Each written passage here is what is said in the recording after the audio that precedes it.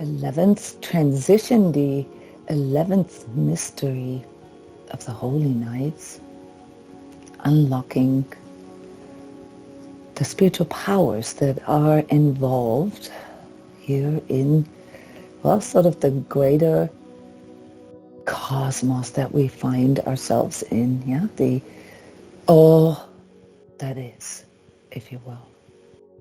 My name is Jona Bryndis, and well, I've been guiding you through this year since Christmas Eve,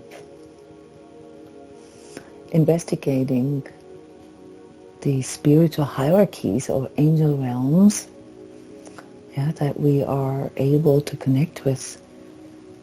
Not just during this time, of course, but this time between Christmas Eve, yeah, and Epiphany, yeah, the sort of big awakening Epiphany on January 6th, is a time traditionally where we can feel something like a stillness, where it feels like the time stands still. And there is a reason for this. Yeah, there is, in fact, this energy, this field that opens up for us, yeah, to more easily connect within. It is the time where here in the Northern Hemisphere, the spirits of the earth reawaken, and as they reawaken, yeah, gradually, we can feel them within ourselves in a renewed way. So with each of these contemplations and energy alignments that I play at the end of this little lecture, we can consciously tune into these inner spiritual realms, yeah, and the powers that unfold along with them. These powers are always in us. I mentioned this already. Yeah, they lie dormant until we claim them. And so by talking about them, by giving you examples, stories, I am assisting you in connecting with these different aspects of yourself. Yesterday, we connected and also learned about the power that wants us to do better, that makes us to transform negative experiences into learning experiences, that makes us become wise, that helps us to transmute our errors, our lower expressions into wisdom. Yeah, that power in us that drives us to wanting to grow, wanting to find or strive for our higher expression, for our higher self. Yeah, this divine evolution power in us that wants us to bring our inner conflicts and our inner schisms into peace, into harmony via the cherubim, the spiritual hierarchy. Yeah, the spirit beings, yeah, that represent that power. Yeah, we can feel this redemptive notion in us, this willingness, the will to grow, the will to evolve. And this is probably the reason why you are here. This is the way the cherubim work with us. This is how they show you, yeah, what you truly are, what you can be. And they do this, yeah, not sort of as personified. We can't really imagine the magnitude of this power through personifying, the cherubim with these four-winged little chubby babies flying around. This doesn't actually help us to understand the power. We have to feel this within ourselves. But they do this out of selfless love.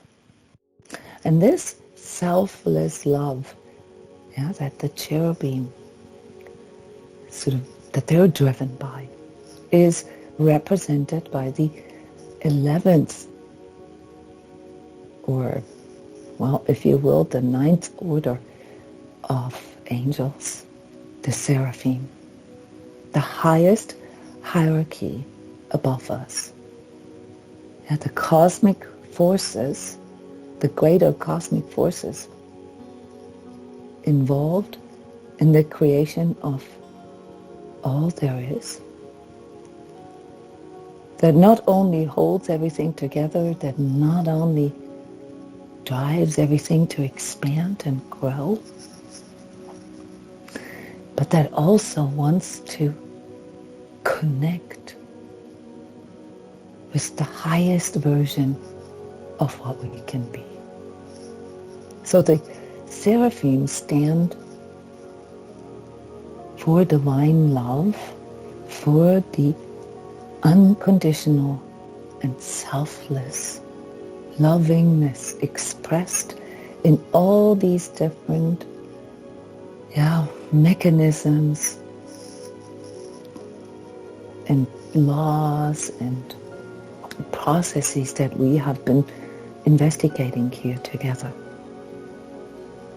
That's why the Seraphim are called the spirits of love in spiritual science. So when we connect with the spirit or these spirits of love, we can connect with whom we want to live this life as.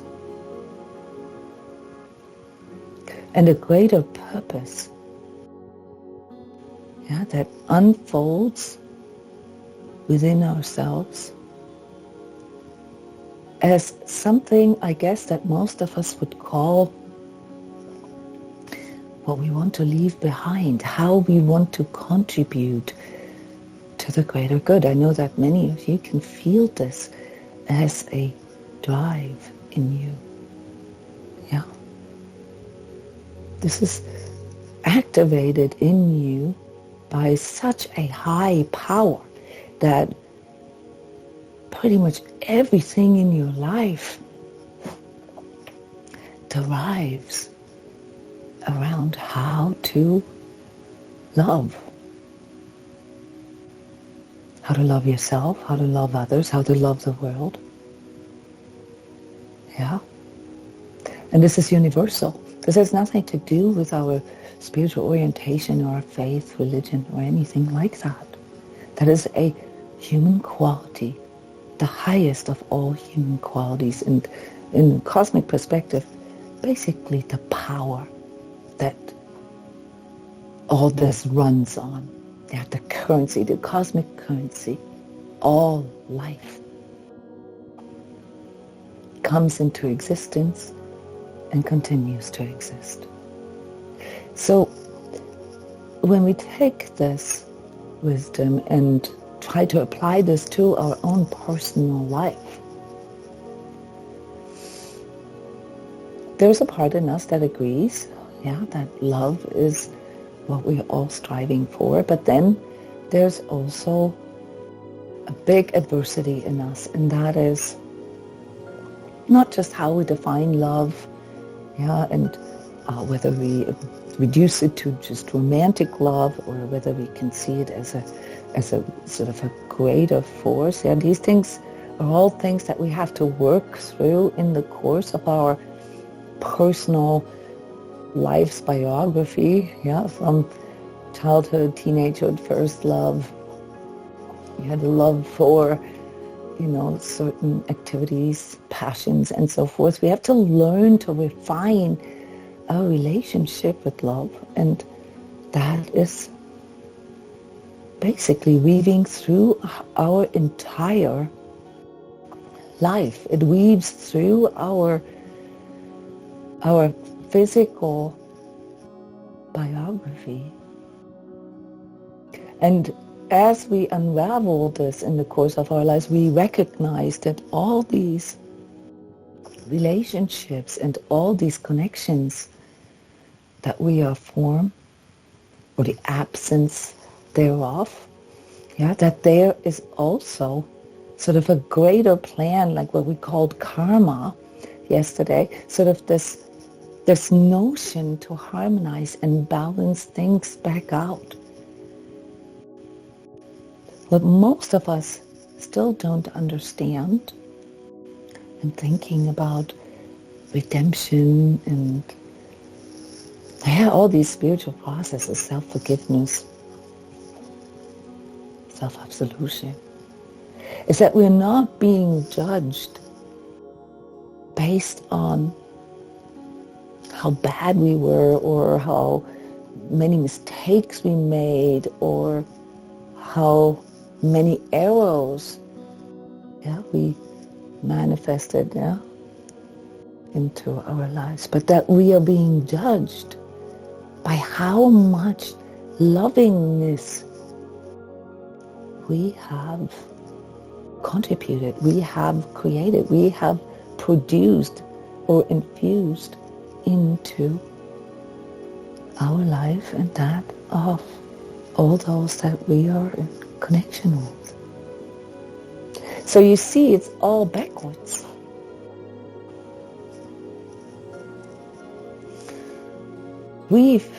Our ego fixates on our mistakes, fixates on our pain, on our fear, on our, everywhere things didn't go our way, or where we are not living up to our own ideal. We are the ones that judge ourselves based on our imperfections. But in the spiritual heavens, in the cosmic realm of things, it is known that we have to go through all these mistakes, these learning experiences. The whole point of us incarnating into this life. It's the whole point of evolving, is to go through all these mistakes, errors, illusions and delusions. And our job is to uncover that. To uncover that as basically the biggest adversarial force in our life. Namely, what hinders us to have more loving thoughts, to engage in more loving activities and expressions. Because at the top level of spiritual forces, guys, right underneath the divine Trinity, the Father, the Holy Spirit, and the Son, which we will discuss tomorrow. The power that brings all this into existence and basically fuels all life is love. Not mistakes, not fear, not anger, not doubt. It's love. And when we go in and really connect with this part in us, this spirit realm within ourselves, and always remember, these spiritual hierarchies are layers, realms within ourselves. And when we connect with this realm within ourselves, we can all discover that that is what we are driven by. But that it is our ego, sort of the immature, the undeveloped, the unrefined version of our sense of self. Yeah, that contradicts it.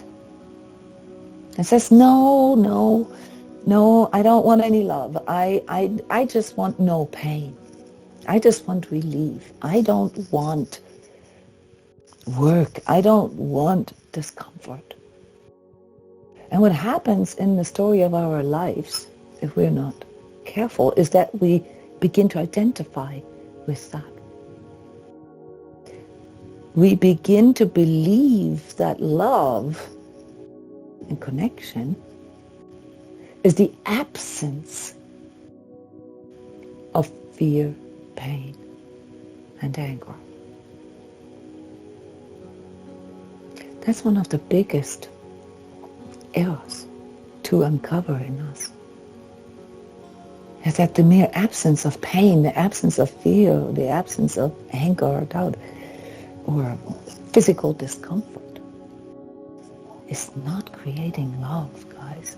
You might think this in your ego mind. But if you actually investigate this, you'll find out that that's an illusion. It's not true. It is, however, and this is sort of the big mystery for all of us in our lives, exactly through these experiences of pain and anger and making mistakes, that we are being held to pay attention, to wake up. Yeah, it is the crises in our life, the adversities in our life that allow us to internalize, to experience firsthand that it is the power of unconditional love in us that can overcome it all.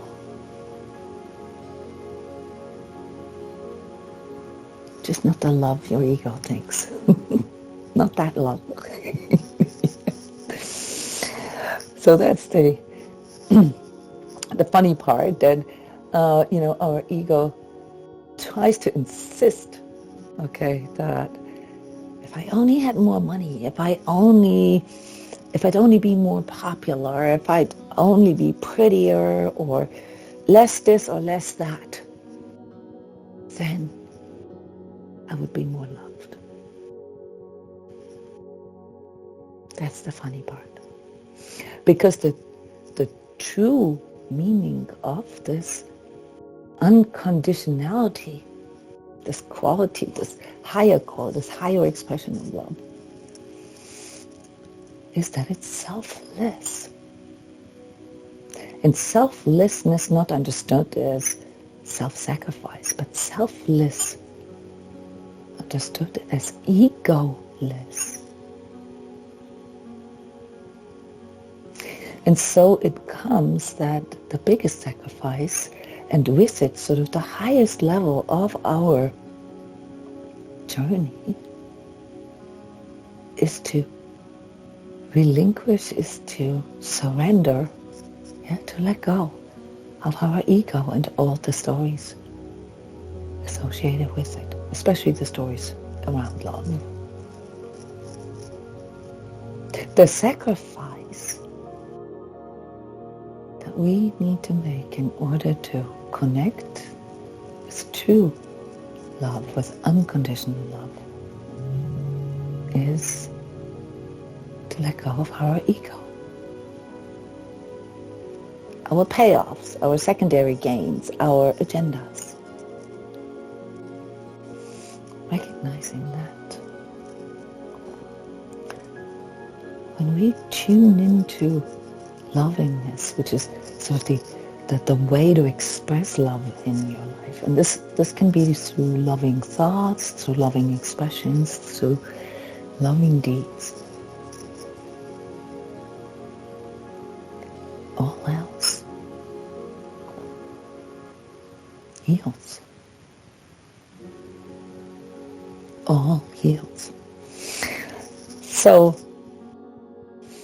the critical thinker in me, that constantly warns you of the illusions and delusions of New Age, hates to admit that. So obviously, we have to, work with all these ego parts. But the absolute truth is that love and light heals it all. That is true. Without truth, there is no freedom to choose. And without freedom to choose and truth, there is no love. So love and light heals it all, just not how the ego thinks it.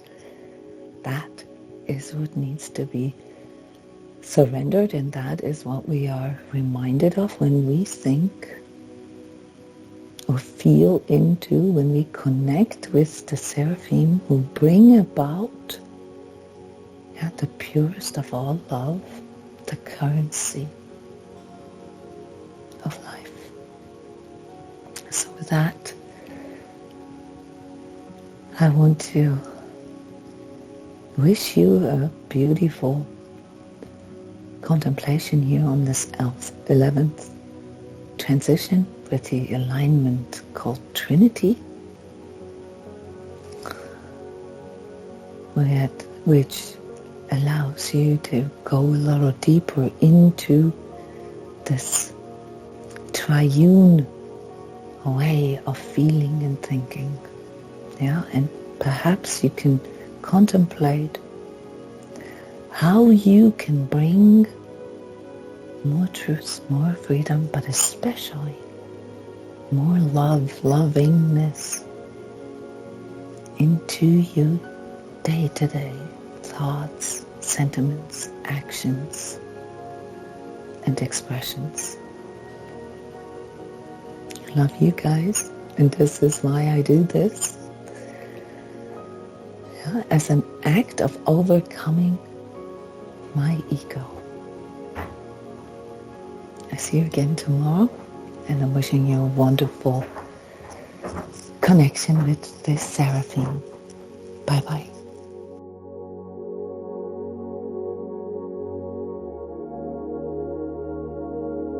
Trinity.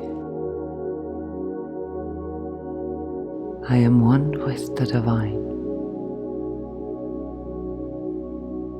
I choose to be fully present in the now, the eternal now of this moment.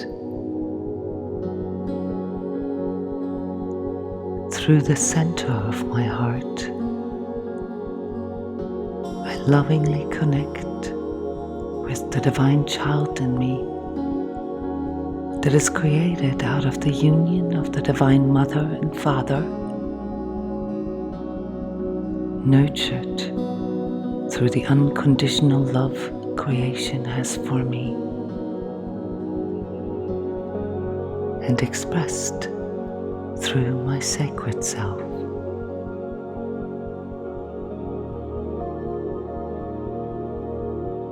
To this sacred moment in which I am aware and present, I devote this journey, the remembrance of this divine co-creation power in me. It allows me to understand the purpose of my journey and my choice that honors this divine love in me.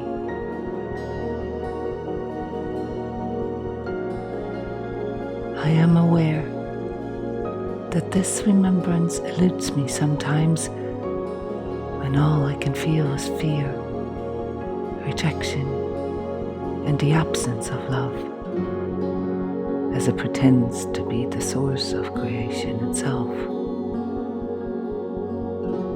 It clouds my perception with the temptations of untruth and false sacrifice.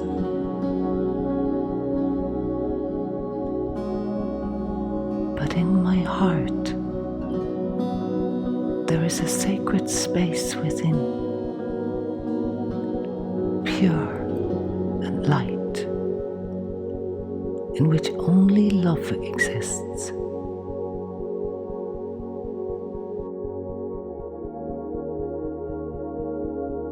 When I choose to be in my sacred heart, I choose the inner experience of my higher self.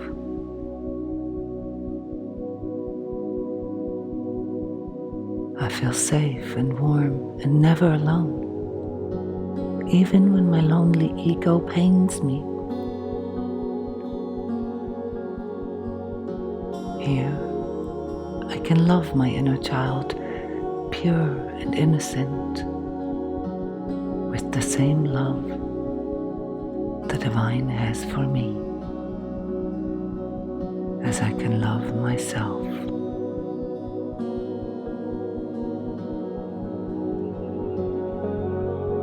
I now ask any ties or binds, patterns or programs not serving me anymore to let go and embrace the unconditional love and strength of my inner divine Trinity, my past, present, and future self.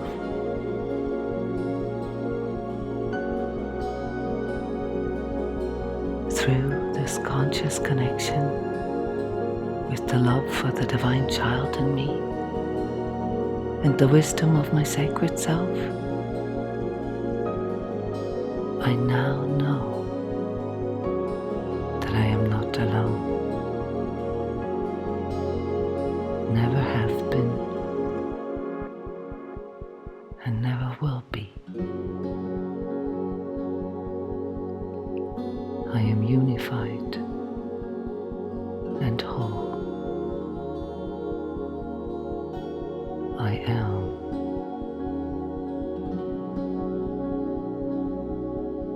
Thank you.